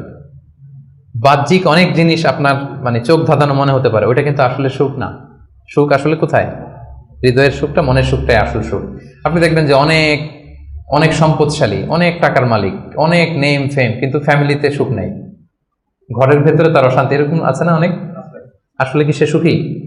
টাকা পয়সার তো শেষ নাই, মিলিয়নিয়ার, বিলিয়নিয়ার, মাল্টি বিলিয়নিয়ার, বিশাল বিজনেস ম্যাগনেট, কিন্তু ঘরে স্ত্রীর সাথে ভালো সম্পর্ক নাই, ছেলে মেয়ে কথা শোনে নাই, তো অহরহ এখনকার সময়। আসলে কি সে হ্যাপি? কি বলেন? চিত্তে শান্তি নাই, মনে সুখ নাই। মনের সুখ আসল সুখ। অনেক টাকার মালিক, ঘরে 8-10টা কাজের লোক, কয়েকটা বাবুর্চি, কিন্তু খেয়ে হজম করতে পারে না। আছে এরকম প্রবলেম অনেকের? বলেন তো, যার ডাইজেস্টের সমস্যা, ডাইজেস্ট হয় না, তার কত কষ্ট। আমাদের কখনো যখন এরকম হয় যে ডাইজেস্ট হচ্ছে না, একটু কি বলে ফুড পয়জনিং বা বদ হজম, এরকম কিছু হলে কি অশান্তি লাগে। আর সারা জীবনটাই এটা, তার জীবনটা কেমন যাচ্ছে বলেন? আপনার যে মনে শান্তি আছে, এই যে 2 টাকা দিয়ে নাসি আয়াম খেয়ে ফেলতে পারতেছেন, যেখানে মনে চাই বসে ফেলতে পারতেছেন, শুইতে পারতেছেন, থাকতে পারতেছেন, কত সিম্পল লাইফ, কত সুখ। এরপরেও আমরা যদি সুখ খুঁজে না পাই, আপনি একটু ওদের দিকে তাকান, কিছুই হজম হয় না তাদের কি অবস্থা। ঘরে শান্তি নাই, ফ্যামিলিতে শান্তি নাই। তো এই জন্য সম্মানিত ভাইয়েরা, পিস অফ মাইন্ড, এটা হচ্ছে the true happiness, the real happiness. আপনার মনটা যদি প্রশান্ত থাকে, আপনি যদি মনোদৈহিক প্রশান্তির মধ্যে থাকেন, you are the happiest person in the world. আপনি সুখী, মহাসুখী, আপনি মহাসুখী। ইউআই থেকে বের হলে বুঝবেন দুনিয়াটা কেমন। এখানে আমরাও তো ছাত্র জীবন কাটিয়েছি একটা সময়, সুবহানাল্লাহ। পারিবারিক জীবনে যাবেন, ক্যারিয়ার লাইফে যাবেন, বিজনেসে যাবেন, ব্যবসা যাবেন, দিনকে দিন জটিলতার মধ্যে আপনি আসবেন। এখন যে কত হ্যাপি লাইফ লিড করতেছেন আপনি কল্পনা করতে পারবেন না। এই জন্য শুকরগুজার হতে হবে। তো তাই বলে কি এখন টাকা পয়সা সম্পদ এগুলোর দরকার নাই? বাড়ি ঘর বাবুর্চি এগুলো দরকার নাই, যেগুলো বলতেছিলাম না, দরকার আছে। আমি বুঝাতে চাচ্ছি যে ওগুলোই আসল সুখের সন্ধান দেয় না। আসল সুখ কিসের সুখ? মনের সুখ। সবাই বলেন, আসল সুখ মনের সুখ। পার্থিব জীবনের এই ব্যাপারগুলো যে লাগে, এটাও ইসলাম বলে। যেমন রাসূল সাল্লাল্লাহু আলাইহি ওয়াসাল্লাম একটা চমৎকার হাদিস, সহিহ হাদিস, এটা আমি একটু করে শেয়ার করি। রাসূল সাল্লাল্লাহু আলাইহি ওয়াসাল্লাম বলেছেন যে আরবাউম মিনাস সাআদা, 4টা হচ্ছে মানে সুখী হওয়ার মাধ্যম বা সৌভাগ্যশীল হওয়ার মাধ্যম। যার 4টা আছে সে সাঈদ, আর যার 4টা নাই সে শাকী। সাঈদ মানে কি? সুখী বা সৌভাগ্যশীল, আর শাকী মানে দুঃখী বা দুর্ভাগা। তো সুখী কারা বা সৌভাগ্যশীল কারা? রাসূল সাল্লাল্লাহু আলাইহি ওয়াসাল্লাম পার্থিব জিনিস যে লাগে, এটা যে ইসলাম ডিনাই করে না তার প্রমাণ রাসূল সাল্লাল্লাহু আলাইহি ওয়াসাল্লাম বলছেন যে আরবাউন মিনাস সাআদা, 4টা জিনিস মানুষের সুখ নিশ্চিত করে, সুখ এনে দেয় পার্থিব জগতে, দুনিয়াবি হাইসিয়াতে আর কি। 1 নম্বর হচ্ছে আল মারআতুস সালেহা, নেককার স্ত্রী। এটা কিন্তু আপনার জীবনকে সুখময় করার একটা বড় মাধ্যম। 2 নম্বর হচ্ছে আল মাসকানুল ওয়াসিআ, প্রশস্ত বাসভবন। কি বলেন? খুব যদি চিপা চাপা হয় এটা তো ওখানে চলাফেরা করে মজা হবে না, স্বাভাবিক। কিন্তু যদি একটা চমৎকার বাসভবন হয়, অনেক স্পেশাস, এটা আসলেই সুখ স্বাচ্ছন্দ্যের একটা ব্যাপার, মানে দুনিয়াবি দিক থেকে। 3 নম্বর হচ্ছে ওয়াল জারুস সালেহ, ভালো প্রতিবেশী, গুড নেইবার। কি বলেন? আরবিতে কি বলে? উতলুবুল যাও ক্বাবলা দার, বাড়ি কেনার আগে আগে প্রতিবেশী দেখে নাও, আরবি ভাষা একটা প্রবাদ। আর 4 নম্বর হচ্ছে ওয়াল মারকাবুল হানি, মানে হচ্ছে লিটারালি হচ্ছে সুইট রাইডিং, ভালো একটা আরোহণ। এটা বর্তমানে গাড়ি হইতে পারে, একটা সুন্দর চমৎকার গাড়ি, ভালো ব্র্যান্ডের গাড়ি, মার্সিডিজ না হইতে পারে। তারপর রাসূল সাল্লাল্লাহু আলাইহি ওয়াসাল্লাম টেস্টিফাই করছে, আপনার এটা নেগেটিভলি নেওয়ার সুযোগ নাই। হ্যাঁ, এটা দুনিয়াবি দিক থেকে তো অবশ্যই একটা সুখের মাধ্যম, মার্সিডিজ ব্র্যান্ড হতে পারে। অথবা রাসূল সাল্লাল্লাহু আলাইহি ওয়াসাল্লামের সময় ছিল যে কোনো আরোহণ, ভালো ঘোড়া, তেজস্বী ঘোড়া, উট, হ্যাঁ এগুলো। তাহলে এই 4টা হচ্ছে আরবা মিনাস সাআদা, এই 4টা জিনিস পার্থিব জগতের সুখ এনে দেয়, মানুষকে সৌভাগ্যশীল বানায়। তার মানে ইসলাম এটা নিষেধ করে নাই। কিন্তু দ্য পয়েন্ট ইজ হেয়ার, রাসূল সাল্লাল্লাহু আলাইহি ওয়াসাল্লামের জীবনে কয়টা ছিল বলেন? এই 4টার মধ্যে থেকে রাসূল সাল্লাল্লাহু আলাইহি ওয়াসাল্লামের জীবনে আসলে কয়টা ছিল? শুধু 1 নম্বরটাই ছিল। যদি আপনি মানে একেবারে সঠিকভাবে চিন্তা করে দেখেন, এই 4টা জিনিস থাকলে যে জীবনটা খুব স্মুথ হয়, রাসূল সাল্লাল্লাহু আলাইহি ওয়াসাল্লাম বলছেন কথা ঠিক, কিন্তু উনার কয়টা ছিল? একটাই ভালো মতো ছিল, সেটা কি? নেককার স্ত্রী, আল মারআতুস সালিহা, এটা ছিল। 2 নম্বরে আসেন আল মাসকানুল ওয়াসি, তো মোটেও ছিল না। রাসূল সাল্লাল্লাহু আলাইহি ওয়াসাল্লামের ঘরের সাইজ জানেন তো না? এখন মক্কা মদিনায় গেলে বিভিন্ন মাআরিদ হয়, ওখানে দেখা যায় যে কত মিটার বাই কত মিটার, খুবই ছোট একটা রুম। আম্মা জান আয়েশা রাদিয়াল্লাহু তাআলা আনহার ঘরের সাইজটা যদি বলি, খুবই ছোট। এই অল্প কিছু জিনিস রাখতে পারে, একটা জাজিম রাখতে পারে, কয়েকটা জিনিস ঝুলায় রাখতে পারে, আর 2জন থাকতে পারে কোন রকম। এটা ছিল ওনার বাসভবন। এটা কি আল মাসকানুল ওয়াসি হইছে? পান নাই উনি এটা। এরপর একটা আসেন ওয়াল জারুস সালেহ, ভালো প্রতিবেশী পাইছেন, কাছাকাছি ধরলে পাইছেন, পাশে ফাতেমার ঘর, দিকে স্ত্রীদের ঘর। কিন্তু আপনি যদি বিগার সেন্সে চিন্তা করেন, কারা থাকতো আশেপাশে?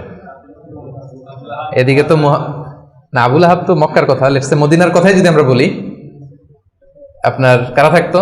মুনাফিকদের একটা দল তো থাকতোই। আর 3 দিকে জিউস, ইহুদিরা, বনু কাইনুকা, বনু নাদির, বনু কুরাইযা। এরা কি করছে রাসূল সাল্লাল্লাহু আলাইহি ওয়াসাল্লামের সাথে?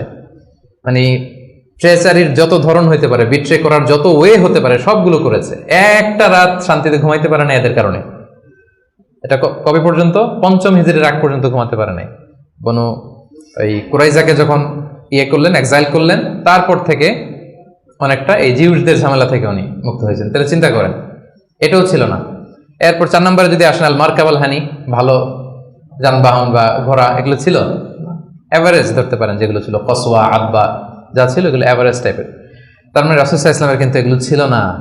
এটা প্রমাণ করে যে এগুলো হইলে জীবন স্মুথ হয়, সুন্দর হয়, বাট এগুলোই সুখ শান্তি দেওয়ার আসল টুলস না। আসল সুখ বলেন না একটু সবাই, আসল সুখ মনের সুখ, এটা খেয়াল রাখতে হবে। এটা আমি কোত্থেকে নিয়েছি? এটা হাদিস থেকে নিয়েছি। এই যে রাসূল সাল্লাল্লাহু আলাইহি ওয়াসাল্লাম বলছে যে লাইসাল গিনা আন কাসরাতিল আরাব, অনেক সম্পদ থাকলে এটাই অন্তরের মজা, শান্তি, প্রাচুর্যতা না। ওয়ালাকিন্নাল গিনা গিনান নাফস, মূল সুখ হচ্ছে অন্তরের সুখ, মূল ধনাঢ্যতা হচ্ছে অন্তরের ধনাঢ্যতা। আপনার অন্তর হ্যাপি তো সব হ্যাপি। আপনি না খেয়ে, সামান্য খেয়েও আপনি ছোট্ট ঘরের ভিতরে আপনি সুখ আর সুখ, এরকম ফ্যামিলি আছে না? আপনারা কি মনে করেন যে রিক্সাওয়ালার যে বস্তির ভেতরে কুড়ে ঘরে কোনো সুখ নাই? কথা বলেন, আছে না? আছে। এদেরকেও আল্লাহ সুখের সন্ধান দিয়েছেন। তো নট নেসেসারি যে আপনার টাকা পয়সা এগুলো হইলেই সুখ হবে না। আরেকটা হাদিস আমি ইবনে মাজাহ থেকে একটু শোনাই, খুব চমৎকার হাদিস। হাদিসটা সুনান ইবনে মাজাহ এসেছে, মান কানাতিদ দুনিয়া হাম্মাহু ফারাকাল্লাহু আলাইহি আমরাহু ওয়া জাআলা ফাকরাহু বাইনা আইনাই। লম্বা হাদিস, আমি অর্থটা বলি। হাদিসটা একটু খেয়াল করেন আমার সাথে। রাসূল ইসলাম বলেছেন, পার্থিব চিন্তা যাকে মোহগ্রস্ত করবে, মানে যে দুনিয়া নিয়ে পেরেশান, তার কি হবে দেখেন? তার কাজকর্মে আল্লাহ তাআলা অস্থিরতা ঢেলে দিবেন, সে অস্থির হবে। দারিদ্রতা হবে তার নিত্য সঙ্গী, এবং এই পার্থিব স্বার্থ সে ততটুকুই পাবে যতটুকু তার তাকদিরে লেখা আছে, এর বেশি পাবে? অস্থির যদি হন, আপনি পেরেশান হন, যত পেরেশান হন, আপনার তাকদিরে যা লেখা তার চেয়ে 1 ইঞ্চিও বেশি পাওয়া যাবে নাকি? যাবে। আর যার উদ্দেশ্য হবে আখিরাত, আল্লাহ তার সবকিছু স্মুথ করে দিবেন, সুবহানাল্লাহ। তার অন্তরকে আল্লাহ তাআলা ঐশ্বর্যমণ্ডিত করে দিবেন। এই যেটা বলতেছিলাম যে ফাইনাল গিনা গিনান নাফস, অন্তরের সুখ, হৃদয়ের সুখী আসল সুখ, অন্তরের সুখী আসল সুখ।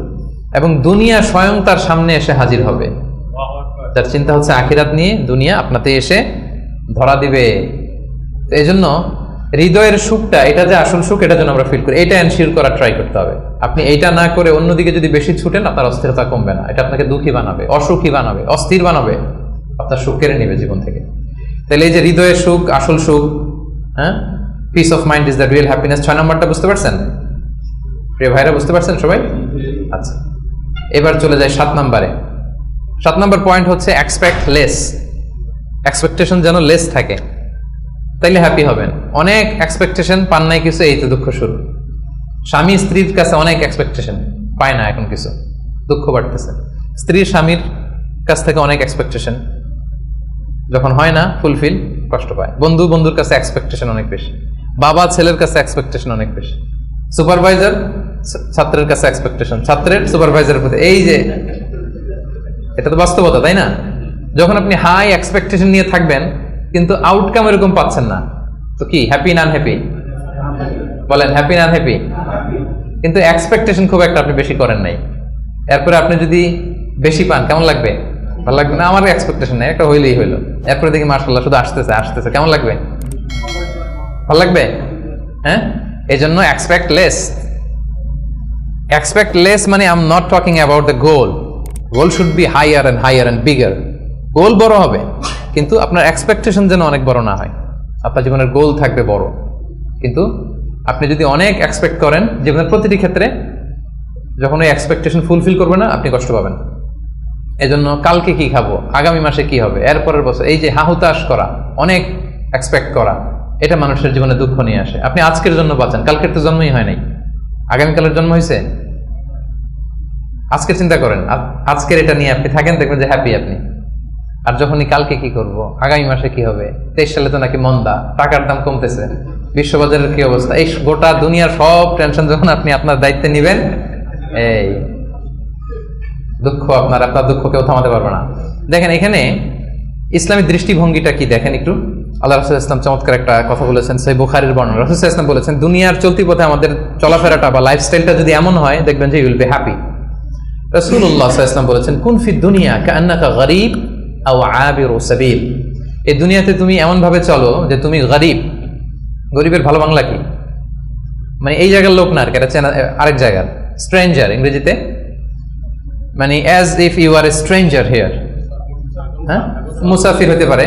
ওই যে আবিরু সাবিল বলছে, ওইখানে আসলে মুসাফিরটা চলে আসার জন্য আমি ডিফারেন্সিয়েট করতেছি যে গরীব একটা আর আবিরু সাবিল আর একটা। এরকম স্ট্রেঞ্জারের মতো অথবা ট্রাভেলারের মতো লাইফ লিড করো। দেখেন হাদিসটা খেয়াল করে শুনতে হবে, তাহলে বুঝতে পারবেন অন্তর্নিহিত যে উদ্দেশ্যটা।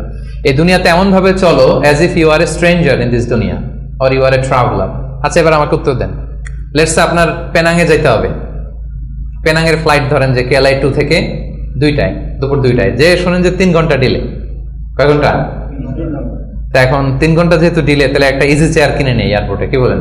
একজন করলো কি, ইজি চেয়ার একটা কিনে নিল। এয়ারপোর্ট ধরেন যে অনেক খাবার দাবার ওখানে কিনে নিল, এরপর ওখানে একটা এটা কিনলো সেটা কিনলো, মানে ওখানে একটা খাট কিনে নিল, এটা কিনে নিল। বিশাল এয়ারপোর্টের মধ্যে সে বিশাল আয়োজন করতেছে 3 ঘন্টা এনজয় করার জন্য। কোনো পাগলও কি এমনটা করে? কেন করে না?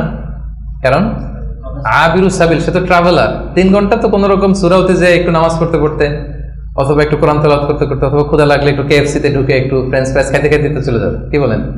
এভাবেই তো আমরা কাটাই। আমাদের ফ্লাইট ডিলে হলে কি করেন বলেন? 3 ঘন্টা ফ্লাইট ডিলে হয়েছে, এয়ারপোর্টে কি করেন? কিছু জরুরি ফোন কল আছে, সেরে নেই নাকি? একটু পত্রিকায় ঢুমারি কি কি নিউজ আজকে দেশে বিদেশের একটু দেখি, তারপরে একটু নামাজ পড়ে নেই, বা একটু অজু করে নেই, একটু ওয়াশরুম সেরে নেই, ক্ষুধা লাগলে একটু মেনুম খেয়ে নেই, বা এটা একটু করে নেই। এইভাবে আমরা সাধারণত আমাদের ফ্লাইট ডিলে হলে টাইম পাস করি। তো এখন রাসূল ইসলাম বলছেন, এই দুনিয়ার পুরো জীবনটাই আসলে তো এটা তো একটা ট্রানজিশন পিরিয়ড। আমরা মানে আমাদের ভাবনাতেই ওইটা আনি না যে আমাদের বিশাল এক জগৎ, আমাদের বিশাল এক ব্যবস্থাপনা ওখানে পড়ে আছে, ওইটার ওইভাবে ফিল করি না। বলি, পড়ি, শুনি, কিন্তু ফিলিংসটা ওইভাবে আসে না। মানে এমন ভাবে এই দুনিয়াতে আষ্টে পৃষ্ঠে দুনিয়া কেন্দ্রিক আমাদের এমন ভাবনা। একটা মজার ঘটনা বলি। নূহ আলাইহিস সালামের সময়ে এক মা তার ছোট বাচ্চাকে কোলে নিয়ে আল্লাহ নবী নূহ আলাইহিস সালামের কাছে এসে বলতেছেন, ইয়া নবী আল্লাহ, হাযা ইবনি উদউ আল্লাহ লা, আমার ছেলে একটু দোয়া করে দেন। তো নূহ আলাইহিস সালাম বলতেছেন, কামা উমরু, তোমার ছেলের বয়স কত? সে বলতেছে, সালাসুমি আসানা, 300 বছর। কোলের শিশু বয়স কত শুনতেছেন? 300 বছর। নূহ আলাইহিস সালাম বলে তোমার কোলের শিশু 300 বছর বয়স, অবশ্যই দোয়া করবো আল্লাহ তার জীবনে বরকত দেখ। কিন্তু তুমি কি জানো শেষ জামানার যে উম্মতরা আসবে তারা 60 থেকে 70-এর মধ্যে সব মরেই যাবে।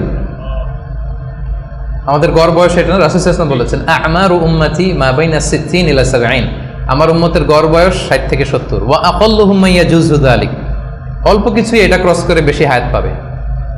80, 90, 100 এরকম হায়াত তো খুব কম না, রেয়ার কেস না। অ্যাভারেজ বয়স কত আমাদের? 60 থেকে 70। তো বলতেছে যে তুমি যে দোয়া চাইলা, ভালো, আমি দোয়া করি, তবে জেনে রেখো শেষ জামানার উম্মতদের গড় বয়স হবে 60 থেকে 70। এই কথা শুনে তো মহিলা বলে ইয়া নবী আল্লাহ আয়াবনুন আল বুয়ুত, তাহলে তারা কি দুনিয়াতে ঘরবাড়ি বানাবে? মানে 60-70 হলে তার ঘরবাড়ি বানানো লাগে না, কি বলেন? 60-70 এটা তো এমনি সেমনি গাছের নিচে একটু খেয়ে দেয়, সাঁতার কেটে ঘুরে ফিরে, তো এ তো এমনি চলে যাবে। তো এখন এই মহিলারা যদি বুর্জ আল খলিফা দেখানো যাইতো, আর এখানে এই যে সাতু মালয়েশিয়া টাওয়ার, সিগনেচার টাওয়ার আর মার্দেকাস টাওয়ার যদি দেখানো যেত, তাহলে বুঝতো যে কি বিল্ডিং আমরা বানাই দিছি। তো রাসূলুল্লাহ সাল্লাল্লাহু আলাইহি ওয়াসাল্লাম কি বলেছেন দেখেন, কুন ফি দুনিয়া কান্নাকা গরীব আও আবিরু সাবিল, এই দুনিয়াতে এমন ভাবে থাকো যেন তুমি স্ট্রেঞ্জার, তুমি ট্রাভেলার। এবং ইবনে উমর রাদিয়াল্লাহু তাআলা আনহু বলতেন ইদা আমসাইতা ফালা তানতাযিরিস সাবাহ, এখন রাত তো, কালকে সকাল যে পাবা এটা নিয়ে বসে থেকো না, আশা করো না এত বেশি। পাইলে বোনাস, পাইলে কি সকাল পেয়ে গেছি, রাতের অপেক্ষা করো না। ওয়া ইদা আসবাহতা ফালা তানতাযিরিল মাসা, সকাল পাইছো তো রাতের জন্য বসে থাকো না, যদি পাও রাতটা তাহলে বোনাস, খুশি লাগবে। বোনাস পেলে কেমন লাগে? আর যদি আপনি এক্সপেকটেশন নিয়ে রাখেন যে আমি তো 1000 বছর বাঁচবো, এখন দেখেন যে সন্ধ্যাবেলা আজরাইল চলে আসছে, তখন সব একেবারে ভেস্তে যাবে। এজন্য এক্সপেক্ট লেস, তাহলে সুখে থাকবেন। কিন্তু বনি আদমের দেখেন আরেকটা হাদিস না বললেই না, রাসূল সাল্লাল্লাহু আলাইহি ওয়াসাল্লাম বলছেন যে আমাদের প্রত্যাশার ইয়েটা কত বেশি। সহিহ বুখারীর হাদিস যে লাউ আন্না লিবনি আদম ওয়াদিয়ান মিন যাহাব আহাব্বা ইয়াকুনা লাহু ওয়াদিয়ান ওয়া লা ইয়ামলা ফাহু ইল্লা তুরাব, আমাদের প্রত্যেককে যদি একটা করে স্বর্ণের পাহাড় দিয়ে দেওয়া হয়, আমাদের যে চাই আরো লাগবে, টেন্ডেন্সিটা এমন। রাসূল সাল্লাল্লাহু আলাইহি ওয়াসাল্লাম উপমা দিয়ে বোঝাচ্ছেন আমাদের প্রত্যেককে একটা করে যদি স্বর্ণের, যদিও বলা হচ্ছে ভ্যালি, উপত্যকা বোঝানোর জন্য বলছি, দুই পাহাড়ের মধ্যবর্তী জায়গাকে ভ্যালি বলে, লেটস ধরেন পাহাড়ের সমান, আমাদের প্রত্যেককে একটা করে পাহাড়ের সমান স্বর্ণের পাহাড় যদি আমাদেরকে দিয়ে দেওয়া হয়, আমাদের টেন্ডেন্সি হবে যে আরেকটা কিভাবে পাওয়া যায়, এটা হচ্ছে আমাদের টেন্ডেন্সি। এবং কবরে যাওয়ার আগ পর্যন্ত এই চাহিদা কমবে না। আচ্ছা বলেন, একটা পাহাড় কেন, 1000 কেজি স্বর্ণ পাইলে তো আমরা 14 গোষ্ঠী খেয়ে তো শেষ করতে পারবো না, পারবো? তারপর আমাকে দেয়া হলো উহুদ পাহাড় পরিমাণ একটা স্বর্ণের পাহাড়, এরপর আমার আরেকটা কেন লাগবে, এটা বোঝান কেন লাগবে? কিন্তু হিউম্যান বিং এর নেচার, যারা আছে বেশি সে চায় বেশি, তার ডিমান্ড বেশি, তার এক্সপেকটেশন বেশি। এজন্য সম্পদ হইলেই যে সুখ আসবে এমন না। খেয়াল রাখবেন, মানুষ যত ধনী হয় তার রিজিকের পেরেশানি তত বাড়ে, কিন্তু ধনী হয়েছিলই রিজিকের পেরেশানি কমানোর জন্য। কি বলেন? এই যে আমরা ধনী হইতে চাই কেন? যাতে রিজিকের টেনশনটা কমে, হ্যাঁ, একটা সুন্দর লাইফ লিড হয়। কিন্তু যত ধনী হচ্ছি পেরেশানি কি বাড়ে না কমে? বলেন তো। এই জন্য expect less, you will be happy. এই পয়েন্টটা বুঝতে পারছেন? আচ্ছা, 8 number, do not expect gratitude from anyone. কাছাকাছি কিন্তু একটু ভিন্নতা আছে। কারো কাছ থেকে আপনি গ্র্যাটিটিউড আশা করে বসে থাকবেন না। মানে অন্য কেন আমার কাজের অ্যাপ্রিসিয়েট করলো না, আমার কেন থ্যাঙ্কস দিল না, হ্যাঁ, আমার মূল্যায়ন করলো না, আমার দাম দিল না, আমার নামটা নিল না, এরকম হয় না সমাজে? আছে না যে আমার নামটা তো নিল না, কি বলেন, আমার তো মূল্যায়ন করলো না, আমার তো দাম দিল না, ওরা আমি দেখে নিব। এইটা যখন আপনার মধ্যে আসবে যে আমারে কেন অ্যাপ্রিসিয়েট করে না, আমাকে মূল্যায়ন কেন করে না, এই তো আপনি আপনার সুখ নষ্ট করে দিলেন। এই টেন্ডেন্সি থেকে বেরোতে হবে না। যেটাই করবো একজনের মানে খুশির জন্য, তিনি কে? আল্লাহ। আপনি আল্লাহ তাআলার খুশির জন্য সব করেন, আপনি হ্যাপি হবেন, আপনার কাজের এপ্রিসিয়েশনও পাবেন, আপনার নামও মানুষ নিবে, সবই হবে। কিন্তু করবেন কার খুশির জন্য? এক্সপেকটেশন যদি থাকে যে আমাকে কেন থ্যাঙ্কস দিল না, আমার গ্র্যাটিটিউড কেন দিল না, এই তো আপনার মধ্যে অশান্তি চলে। আপনি ভালো কাজ করেন, ভালো কাজ করলে এটা এপ্রিসিয়েশন আসবে। বাগানে ফুল ফুটলে ওটা সুঘ্রাণ ছড়াবে, আকাশে চাঁদ উঠলে ওটা দেখবে, ওটা লুকায় থাকে নাকি? ওটা আসবেই। এজন্য বিশ্বাসীদের টেন্ডেন্সি হবে কিরকম? সূরাতুল ইনসান আল্লাহ তাআলা বলছেন আবরারের বৈশিষ্ট্য কি, বলতে বলতে শেষে আল্লাহ বলছেন ইন্নামা নুতঈমুকুম লিওয়াজহিল্লাহ লা নুরিদু মিনকুম জাযাআও ওয়ালা শুকুরা, যে আমরা তোমাদেরকে এই যে আপ্যায়ন করাচ্ছি, খাওয়াচ্ছি, এটা আল্লাহর সন্তুষ্টির জন্য। লিওয়াজহিল্লাহ, তোমাদের কাছে কোনো জাযাকাল্লাহু খাইর বলবা এটাও লাগবে না, শুকরিয়া বলবা এটাও চাই না, জাযা শুকুর কিছুই চাই না, সব করি কার জন্য? আপনি এটা করে দেখেন, do everything for the sake of Allah, you will be happy. কিছু পাইলে তো পাইলেন, কিন্তু ও কেন গণলো না, ও দাম দিল না, ও নাম নিল না, মূল্যায়ন করলো না আমাকে, এইটা থেকে বেরো আসতে হবে। এইটা যতদিন আপনি লালন করবেন আপনি আনহ্যাপি হবেন। বুঝতে পেরেছেন? 8টা গেল, আর কটা আছে? 9 নম্বর হচ্ছে বি হোপফুল, বি অপটিমিস্টিক। আশাবাদী হইতে হবে। বিশ্বাসীরা সবসময় আশাবাদী হয়। শয়তানের মিশন হচ্ছে আমাদেরকে হতাশ বানানো। শয়তানের মিশন কি? এখন তো এটা অনেক সমস্যা, হতাশ ছেলেপেলেরা কি করবে না করবে, আমাদের কাছে এই প্রশ্নগুলোই বেশি আসে, হতাশা নিয়েই আসে। ক্ষোভ, বাবা মায়ের প্রতি ক্ষোভ, স্ত্রীর প্রতি ক্ষোভ, বন্ধুর সাথে ক্ষোভ, সবার সাথে সবার এই যে ক্ষোভ, এগুলো থেকে হতাশার জন্ম দেয়। ছেলেপেলেরা সুইসাইডও করে ফেলে। মানে সুইসাইডের টেন্ডেন্সি আগে তো এত ছিল না, এখন মানুষ এটা নিয়ে ভাবে যে কি সুইসাইড করে ফেলবো না, কিন্তু প্রত্যেকের এরকম একটা ভাবনা, যার পিছনে না পারলে একটা রাস্তা তো আছে, সুইসাইড করে ফেলি। কি পরিমাণে হতাশ হলে জাতিগতভাবে মানুষ এতটা দৈন্যতার ভেতরে যায়। তো বিশ্বাসীরা কখনো হতাশ হয় না প্রিয় ভাইরা, হতাশ নিজেকে হতে দিবেনই না। চলে যান লাঙ্কাবি ঘুরে আসেন, চলে যান KLCC ঘুরে আসেন, ওই যে ওয়াটার ডান্সিং আসেন দেখে আসেন একদিন সন্ধ্যা, যেটা ভালো লাগে ওটা করেন। হতাশ হইতে দিবেন না মনকে, পারা যাবে না।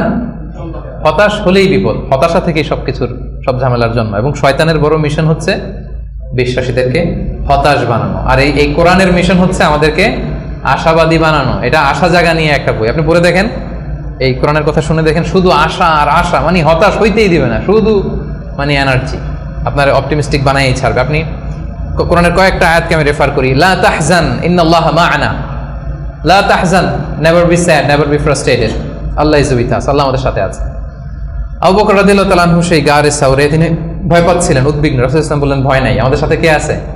আমরা গুহার ভিতরে 2 জন না, এখানে 3 জন, তুমি আমি 2 জন, আরেকজন কে? আল্লাহ। দেখছেন আমাদের পাওয়ারের জায়গাটা কোথায়? সবসময় এটা ফিল করবেন যে আল্লাহ আমার সাথে আছে, আল্লাহ আমার একা ছেড়ে দেয় নাই, উনি আমার বড় গার্ডিয়ান। এরপরে সূরা ইউসুফ আল্লাহ বলেছেন, লা তাইয়াসু মির রাহিল্লাহ, আল্লাহর রহমত থেকে নিরাশ হবে না। ইন্নাহু লা ইয়াইয়াসু মির রাহিল্লাহ ইল্লাল কওমুল কাফিরুন, কাফেররা ছাড়া কেউ আল্লাহর রহমত থেকে নিরাশ হয় না। কুল ইয়া ইবাদিয়াল্লাযিনা আসরাফু আলা আনফুসিহিম লা তাকনাতু মির রাহমাতিল্লাহ, আল্লাহর রহমত থেকে নিরাশ হয়ো না। ইন্নাল্লাহা ইয়াগফিরুদ দুনুবা জামিআ, আল্লাহ তুমি চোখের পানি ছেড়ে অশ্রুসিক্ত হৃদয় নিয়ে আল্লাহর কাছে চাও, আল্লাহ তোমাকে ক্ষমা করে দিবেন। কিন্তু ক্ষমা করার জন্য বসে আছেন। এভাবে আপনি দেখবেন যে আপনার যে কোনো মোমেন্টে আল্লাহর দরজা খোলা 24/7। সূরাতুল ইনশিরাহ আল্লাহ বলছেন, ইন্না মা'আল উসরি ইউসরা, কষ্টের পরেই কি আছে? স্বস্তি, সুখ। সুখের কথা শুনলে এনার্জি আসতেছে না, যে এখন কষ্ট যাচ্ছে আমার, কিছুদিন পরে কি আসতেছে? সুখ আসতেছে। এটাই নিয়ম। ওয়ালা তাহিনু ওয়ালা তাহজানু ওয়া আনতুমুল আ'লাউনা ইন কুনতুম মুমিনিন, আপনি বিপদে আছেন, আপনি অপ্রেসড, আল্লাহ বলতেছে চিন্তা নাই, টেনশন নাই, তুমি যদি মুমিন হও, বিশ্বাসী হও, বিজয় তোমার হবে, বিজয় একদিন তোমার হবেই হবে। তো এই যে কোরআন আমাদেরকে এইভাবে মোটিভেশন দেয়, আমাদেরকে হোপফুল থাকতে বলে, অপটিমিস্টিক থাকতে বলে। এবং আপনি যদি খেয়াল করেন যে আমাদের হতাশ হওয়ার কোনো সুযোগ নাই, তো আমাদের, আপনি সুখে আছেন তো আপনি শুকরগুজার হবেন। আমরা সুখ আসলে, বুশরা, সাকসেস আসলে আমরা কি করি? আলহামদুলিল্লাহ। তাহলে শুকুর, আল্লাহ শুকুর করলাম, শুকুর করলে সওয়াব আছে না? আচ্ছা, এখন আমার বিপদ আসছে, পরীক্ষা, দুর্ঘটনায় পড়ছি, তখন আমরা সবর করব। কি করব? সবর একটা ইবাদত না? সওয়াব আছে না? তাহলে আমাদের মুমিনদের পুরো জিন্দেগিতে এই 2টা ইবাদত ছাড়া কোনো একটা মুহূর্ত কাটে? আমার সারা জীবন হয় আমি শুকরে আছি, নয় সবরে আছি। কি বলেন? কন্টিনিউয়াস এই 2টা ইবাদত কিন্তু মুমিনের জীবনে চলমান। আর এই 2টা ইবাদতের কারণে কন্টিনিউয়াস আপনি সওয়াব পেতেই থাকবেন, পেতেই থাকবেন। আপনি শুকর গুজার অবস্থায় আছেন, শুকরের সওয়াব আমল নামে উঠতেছে। বিপদে পড়ছেন, হসপিটালে আছেন, অসুস্থ, কি করতেছেন তখন? সবর, সবরের সওয়াব আমল নামে উঠতেছে কন্টিনিউয়াস। তো এই যে আমি কন্টিনিউয়াস সওয়াব পেয়ে যাচ্ছি, এটা কি আপনার মনে আশা জাগায় না? কি বলেন? এমনকি রাসূল সাল্লাল্লাহু আলাইহি ওয়াসাল্লাম বলেছেন, হাত্তা শাওকাতি ইউশাকুহা ইল্লা কাফারাল্লাহু বিহা মিন খাতায়া, তোমার জীবনের দুঃখ, কষ্ট, জ্বালা, যন্ত্রণায় প্রতিটা কষ্টের মধ্য দিয়ে আল্লাহ তোমার গুনাহ মাফ করে দেয়। আপনার জ্বর হয়েছে, গুনাহ মাফ। দুর্ঘটনা হয়েছে, গুনাহ মাফ। পিছলে মাটিতে পড়ে গেছেন, পা ভেঙে গেছে, গুনাহ মাফ। এমনকি বড়ই গাছে উঠছেন বড়ই খাওয়ার জন্য, বড়ই একটা টান দিচ্ছেন, দিকে কাটা ঢুকে গেছে, ইস ব্যথা, এই যে ইস বলে কষ্ট পাইছেন, আল্লাহ বলছে এই কষ্টের কারণে গুনাহ মাফ করে দিলাম। আশা জাগে, আশা। আপনি হতাশা পান কই এবার আমারে বলেন? আপনি কোন ডিকশনারিতে হতাশা খুঁজে? হতাশার তো কোনো সুযোগই নাই আমাদের। আমাদের পুরো জীবনটা হচ্ছে আশা দিয়ে ভরা, শুধু আশা আর আশা। এই যে আমরা এই পৃথিবী থেকে বিদায় নিব, আমরা মারা যাবো, এটা আপনার হতাশ লাগে? কষ্ট লাগে? আরে এটাই তো আসল আশার জায়গা। দেখেন এই দুনিয়ার কষ্টটা আমি আপনার বুঝাই। কিছুদিন আগে আব্বা মারা গেল, ধরেন, এই যে কষ্ট।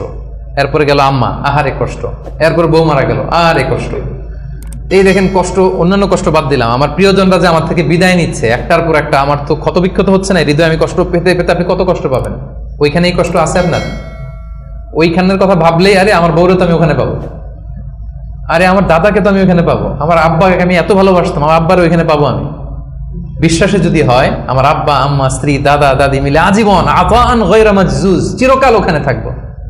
তো মৃত্যুকে তো মুমিন ভয়ই করেন, এটা তো একটা আনন্দের বিষয়। আচ্ছা আর উদাহরণ দিয়ে বলি, আপনি আছেন মালয়েশিয়াতে, আপনার জীবনের সবচাইতে কাছের মানুষ, প্রিয় মানুষ আপনার আব্বা, উনি থাকে আমেরিকাতে, 10 বছর আপনার দেখা নাই। এখন বলা হইলো তোমার গ্রাজুয়েশনও শেষ, ইউএস এর ভিসাও হয়েছে, তুমি মালয়েশিয়া থেকে ইউএসএ যাবা, তোমার সবচেয়ে বড় গার্ডিয়ান তোমার আব্বার সাথে দেখা করতে, খুব কষ্ট লাগবে না আপনার?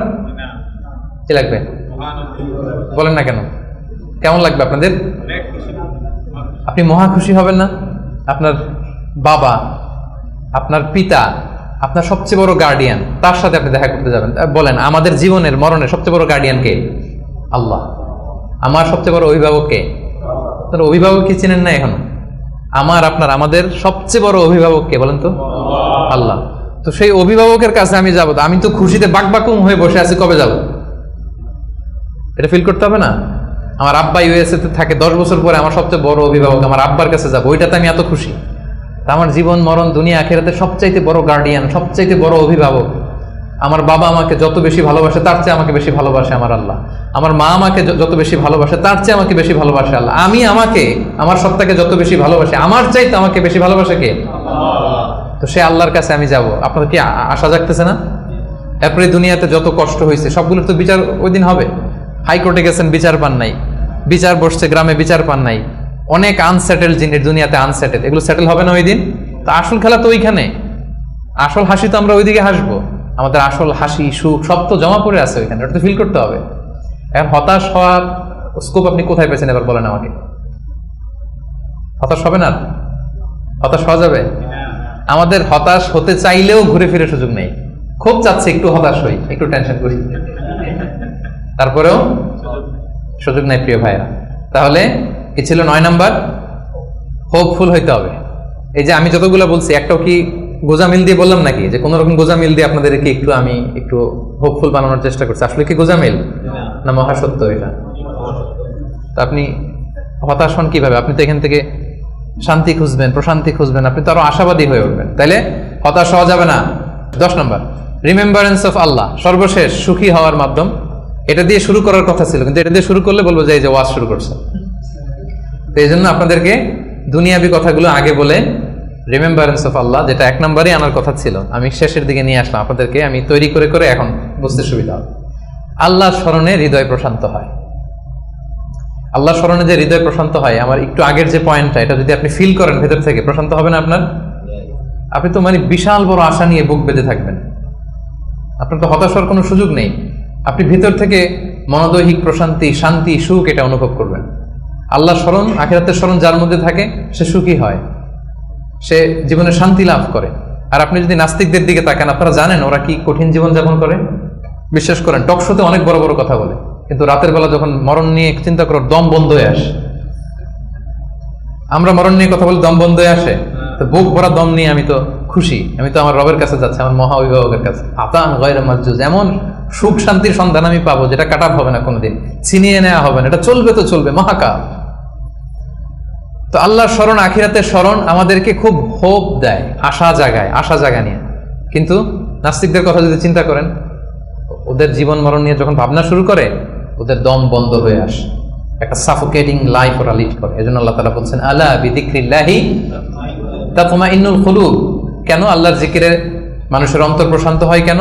আমাদের হিউম্যান বিং এটা দুইটা জিনিসের সমন্বয়, আমাদের দেহ, বডি আর সোল। আমরা যখন ক্লান্ত হই ঘুমালে সতেজ হই, ক্ষুধা লাগলে খেলে ফুয়েল দিলে সতেজ হই, কিন্তু আমাদের রূহ, এটার খাবার কি? আমাদের যে আত্মা, এটা আখিরাতের স্মরণে, আল্লাহর স্মরণে এটা প্রাণবন্ত হয়, এটা সজীব হয়, এটা উজ্জীবিত হয়। এজন্য আল্লাহ তাআলার স্মরণে, আখিরাতের স্মরণে মানুষ উজ্জীবিত হয়, মানুষ প্রশান্ত হয়, সে হৃদয় থেকে একটা সুখানুভূতি সে ফিল করে, এটা রিয়েলাইজ করে। আর যারা এটা করে না, আল্লাহ কি বলছেন? ওয়ামান আ'রাদা আন যিকরি ফাইন্না লাহু মাঈশাতান দানকা, they will live a very suffocating life, very miserable life. আপনি যদি নাস্তিকদের দিকে তাকান, they are all the time long in dilemma, in confusion, they don't know how to go, how to proceed, মানে কি ভাববে, কোন দিকে যাবে, আসলে কি যদি থাকে কিছু। এই যদি থাকের চিন্তায় ওরা একটা দম বন্ধ হওয়ার মতো যে পরিবেশ পরিস্থিতি, এরকম একটা লাইফ তারা লিড করে। আর যারা বিশ্বাসী, আল্লাহ বিশ্বাসী, আখিরাতে বিশ্বাসী, তারা এই পৃথিবীর জীবনে তো সুখী হবেই, আখিরাতে তারা মহাশান্তির সন্ধান পাবে। এবং যে আয়াতটি দিয়ে শুরু করেছিলাম সেটা দিয়ে শেষ করে আল্লাহ তাআলা বলছেন, মান আমিলা সালিহাম মিন যাকারিন আও উনসা ওয়া হুয়া মুমিন ফালানুহইয়ান্নাহু হায়াতান তাইয়্যিবা ওয়া লানাজজিয়ান্নাহুম আজরাহুম বিআহসানি মা কানু ইয়ামালুন। সৎ কর্ম সম্পাদনকারী কোনো মুমিন ব্যক্তি, নারী হোক পুরুষ হোক, যে আমি 10টা যা বললাম এটা সামহাও হয় ইমানের সাথে সম্পৃক্ত, নয় সৎকর্মের সাথে সম্পৃক্ত। এটা দুইটা যদি কেউ নিশ্চিত করে, আল্লাহ বলে ফালানুহইয়ান্নাহু হায়াতান তাইয়্যিবা, আমি গ্যারান্টি দিচ্ছি, আমি কমিটমেন্ট দিচ্ছি, আমার প্রোক্লেমেশন, আমার ডিক্লেয়ার যে আমি তাদেরকে হায়াতে তাইয়্যিবা, আমরা বলি না আল্লাহ হায়াতে তাইয়্যিবা দান করুক আপনাকে, বলি না বাংলায়? হায়াতে তাইয়্যিবা মানে একটা পবিত্র জীবন, একটা সুখময় জীবন, একটা শান্তিময় জীবন আমি তাদেরকে দান করব। এজন্য আল্লাহ তাআলার স্মরণে মানুষের হৃদয় প্রশান্ত হয়। আল্লাহর স্মরণে, আখিরাতের স্মরণে যাদের হৃদয় প্রশান্ত হয়, এদের দুনিয়াতে যে কোনো কষ্ট নাই, সমস্যা নাই তা না, আছে, অভাব অনটন আছে, দুর্ঘটনা আছে, কিন্তু এগুলো তাদেরকে উদ্বিগ্ন হতে দেয় না। কথা বুঝতে পেরেছেন? বিশ্বাসী সৎকর্ম পরায়ণশীল ব্যক্তিদের জীবনে কষ্ট আছে, দারিদ্রতা আছে, দুঃখ আছে, কিন্তু এটা তাদেরকে উদ্বিগ্ন বানায় না, এটা তাদেরকে অস্থির হতে দেয় না, অস্থির চিত্তের হয় না, তারা প্রশান্ত চিত্তের অধিকারী। আর আমরা শুরুতেই বলেছি যে অন্তরের সুখী বড় সুখ বা আসল সুখ। তো হৃদয়ের সুখটা তারা সবসময় অনুভব করে। আলা বিযিকরিল্লাহি তাতমাইন্নুল কুলুব, জেনে রেখো, সাবধান, আল্লাহ তাআলার স্মরণেই হৃদয় প্রশান্ত হয়। তো আমরা যেন আল্লাহ তাআলার স্মরণের মধ্য দিয়ে, আখিরাতের স্মরণের মধ্য দিয়ে পৃথিবীতে সুখী হতে পারি, প্রশান্ত চিত্তের অধিকারী হতে পারি। আল্লাহ তাআলা আমাদের সবাইকে কথাগুলো বোঝার, আমল করার তৌফিক দান করুন। আমি কি একটু করে 30 সেকেন্ডে একটু পয়েন্টগুলো আবার বলবো, কি কি বলেছিলাম? 1 নম্বর কি ছিল? সুখী সমৃদ্ধ জীবনের জন্য সিম্পলিসিটি, সিম্পল লাইফ লিড করা, ইজি গোয়িং হওয়া। 2 নম্বর ক্ষমা করে দেয়া, ক্ষমা করে দিবেন, এখান থেকে দেয়া যাবে ক্ষমা করে, ভুলে যান সব দুঃখ কষ্ট ক্ষোভ জ্বালা, ভুলে ক্ষমা করে দেন, দেখবেন যে একটা সুখ পাবেন। মাফ করে দেন না, একটু ক্ষমা করে দিয়ে দেখেন আপনি সুখী হবেন। 3 নম্বরে try to make others happy, অন্যকে সুখী করার চেষ্টা করা, রাইট। 4 নম্বরে be grateful with what you have, যেটা আছে এটা নিয়ে আমি শুকরগুজার যেন হয়, এটা আমাকে সুখী বানাবে। 5 নাম্বার অ্যাভয়েডিং কম্পারিজন, তুলনা কমানো, ও এত ড্যাশিং লাইফ, ওর এত গ্ল্যামারাস লাইফ, ওর এত, এগুলো বাদ দিয়ে আমার যেটা আছে সেটা নিয়ে যেন আমি আরো নিজেকে সমৃদ্ধ করতে পারি, এটা আপনাকে সুখী বানাবে। 6 নম্বরে কি ছিল? Piece of mind. এটাই হচ্ছে, কিন্তু এটা হচ্ছে আজকে বলা যায় টেক অ্যাওয়ে মেসেজ। আজকের আলোচনার টেক অ্যাওয়ে মেসেজ কি? Piece of mind is the real happiness. মনের সুখী আসল সুখ। বলেন, মনের সুখী আসল সুখ। সো আপনার এই মনে সুখ পাচ্ছেন কিনা, এই সুখকে আপনি কখনো নষ্ট করবেন, এটাই আসল সুখ। আচ্ছা, 7 নম্বরে কি ছিল? এক্সপেকটেশন লেস, মানে এক্সপেক্ট লেস, অল্প প্রত্যাশা করা। বেশি প্রত্যাশা করলে না মিললে কষ্ট, আর অল্প প্রত্যাশা করছি পাইছি অনেক, তাহলে হ্যাপি। আচ্ছা, 8 নম্বরে do not expect gratitude from anyone, অন্যের থেকে গ্র্যাটিটিউড, শুকর, থ্যাংক ইউ, অ্যাপ্রিসিয়েশন, এগুলোর জন্য বসে না থাকা। আচ্ছা, 9 নম্বরে কি ছিল? বি হোপফুল, বি অপটিমিস্টিক, আশাবাদী হওয়া, নিরাশ হওয়া যাবে না। আর নিরাশ হওয়ার কোনো সুযোগই তো আজকে আমরা পেলাম না, অনেক ট্রাই করে, কি বলেন? সো নিরাশ মোটেও হওয়া যাবে না। আর 10 নম্বরে কি ছিল? রিমেম্বারেন্স অফ আল্লাহ, আলা বিযিকরিল্লাহি তাতমাইন্নুল কুলুব, আল্লাহর স্মরণের মধ্যে দিয়ে হৃদয় প্রশান্ত হয়। আল্লাহ তাআলা আমাদের সবাইকে একটা হ্যাপি, পিসফুল, মানে life with full of contentment, tranquility, একটা হ্যাপি অ্যান্ড পিসফুল লাইফ যেন আমরা লিড করতে পারি। আল্লাহ তাআলা আমাদের সবাইকে তৌফিক দান করুন।